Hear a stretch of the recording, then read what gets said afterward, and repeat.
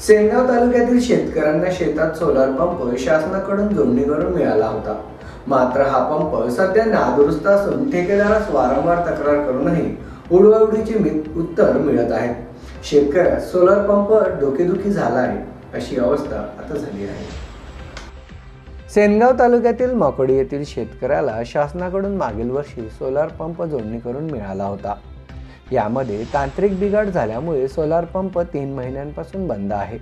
या प्रकरणी शेतकऱ्यांनी वेळोवेळी संबंधित कंत्राटदार यांना भ्रमणध्वनीद्वारे कळविले आहे।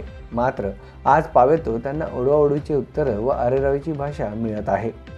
शेतकऱ्याचा मोटार पंप हा 3 महिन्यापासून बंद आहे। त्यामुळे शेतकऱ्यांच्या शेतामधील अद्रक वाळून गेले आहेत। शेतकऱ्याला टाळक हरभरा पेरणी करायची असून सदरील सोलार पंप बंद असल्यामुळे शेतकरी पाणी देऊ शकत नाही।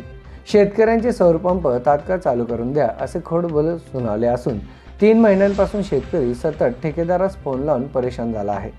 संबंधित कॉन्ट्रॅक्टर हे त्यांची मनमानी कारभार करत आहेत। वसमत आणि कळमनुरी भागांमध्ये काम करत आहेत।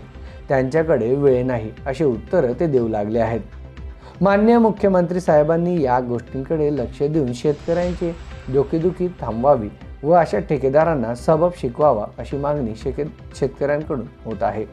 खरात राहणार मकोडी, धंदा शेती आहे माझा आणि मी गेल्या वर्षी हे सोलार पंपसाठी सोलार सिस्टीम बसवलेली आहे। तिची सेटिंग मिस झाल्यामुळे ती जवळपास 3 महिने झाले बंद आहे। मी वेळोवेळी ते घोरपडे साहेबाला 29 तारखेला व्हॉट्सअपला मेसेज केला, ते माझा फोन उचलत नव्हते म्हणून मी त्यांना व्हॉट्सअपला मेसेज टाकला, त्यांनी तो अजूनपर्यंतही पाहिला नाही।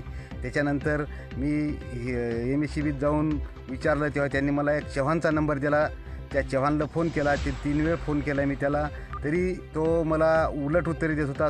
आणि शेवटी तर मला माझं येणं होत नाही, तुला काय करायचं तर कर, एवढं तो चव्हाण बोलला आहे मला। त्यामुळे माझी अद्रकसुद्धा सगळी वाळलेली आहे आणि माझं हायब्रिड पेरायचं ज्वारी पेरायची त्याला पाणी नसल्यामुळे ते पण पेरता येत नाही आणि त्यांचे वेळोवेळी उद्धट उत्तर येत होते।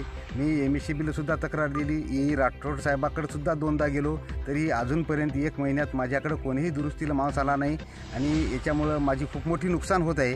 तरी मी आज नाईलाजानं या प्रतिनिधीला फोन केला आणि मी त्यांना माझी अद्रक पाहायला बोलवली आणि त्यांना सांगितलं की बाबा जर असं झालं तर आम्हाला आत्महत्येशिवाय दुसरा मार्ग राहणार नाही। MDTV साठी बालाजी देशमुख, हिंगोली जिल्हा प्रतिनिधी।